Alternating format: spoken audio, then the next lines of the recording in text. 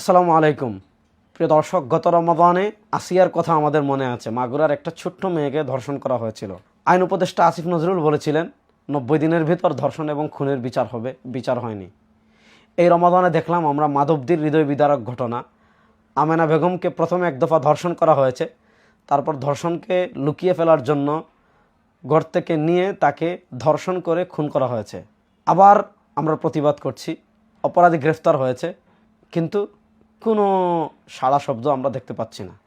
বর্তমান যে সিস্টেম, বিচার সিস্টেম, এই বিচার সিস্টেম ব্রিটিশ প্রবর্তিত বিচার সিস্টেমের সবচেয়ে ফালতু যে কয়েকটা দিক আছে, তার ভিতর একটা দিক হলো সারা দেশের মানুষ জানে অমুক খুনি, প্রশাসনও জানে অমুক খুনি, কিন্তু বিচার ব্যবস্থায় সে খুনি প্রমাণ হতে কয়েক বছর লেগে যায়, 15, 20, 30 বছরও লেগে যায়। মামলা ঝুলিয়ে থাকা, এটা হলো এই বিচার ব্যবস্থার সবচেয়ে দুর্বলতার দিক।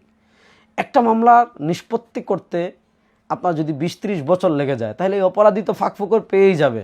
আর স্বাভাবিকভাবে যে খুন হয়েছে তার আত্মীয় স্বজনের প্রথম দিকে তার প্রতি যে আগ্রহ থাকে, তারপরে 8, 4, 5, 6, 7 বছর পরে এই আগ্রহটা আর থাকে না। মানুষের কবরে যখন ঘাস উঠে যায়, আত্মীয় স্বজনের মায়াও তখন আস্তে আস্তে কমতে থাকে। এটাই পৃথিবীর সবচেয়ে নিষ্ঠুরতম বাস্তবতা। এজন্য ইসলামী বিচার ব্যবস্থায় অপরাধ প্রমাণিত হয়ে যাওয়ার পর স্বীকারোক্তি অথবা সাক্ষীর মাধ্যমে মামলা ঝুলিয়ে থাকার আর কোনো বিধান নেই। আমি নতুন সরকারকে বলবো, বাংলাদেশে আপনারা যদি আসলেই ধর্ষণ বন্ধ করতে চান, বাংলাদেশে আসলেই যদি আপনারা খুন বন্ধ করতে চান, তাহলে এই প্রচলিত বিচার সিস্টেমে বন্ধ হবে না। মামলা ঝুলিয়ে রাখা, কবেকার মামলার রায় কবে হবে, বাস্তবায়ন কবে হবে, কোনো গ্যারান্টি নেই। এরকম বিচার ব্যবস্থা দিয়ে অন্তত অপরাধ নিয়ন্ত্রণ করা যায় না। 54 বছর এটা প্রমাণিত হয়ে গিয়েছে। এজন্য আমি নতুন সরকারের কাছে অনুরোধ করব যে গত রমাদানের আসিয়ার ঘটনা আর এই রমাদানের নরসিংদীর আমেনার ঘটনা, অন্তত দুইটা ঘটনার বিচার ইসলামী আইন অনুযায়ী কিসাস তাদের উপর আপনারা বাস্তবায়ন করেন।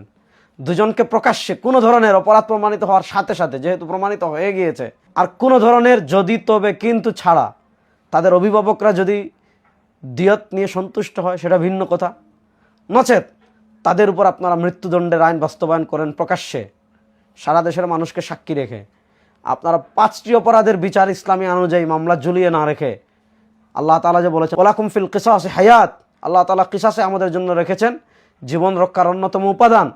মাত্র কয়েকটি অপরাধের বিচার আপনারা ইসলামী আইন অনুযায়ী করেন, কিসাস বাস্তবায়ন করেন, দেখবেন ইনশাআল্লাহ বাংলাদেশে অপরাধ প্রবণতা 0%-এ নেমে আসবে। এর জন্য অপরাধ যদি কমাতে চান, যেই সরকারি ক্ষমতায় আসেন, ইসলামের কিসাস হদ বাস্তবায়ন করা ছাড়া বাংলাদেশ অপরাধ কমাতে পারবেন না। তাই আসুন আমরা আমাদের শিকড় কোরআনের দিকে ফিরে যাই, ইসলামের দিকে ফিরে যাই, ইসলামী দণ্ডবিধির দিকে ফিরে যাই। আসসালামু আলাইকুম রহমতুল্লাহ।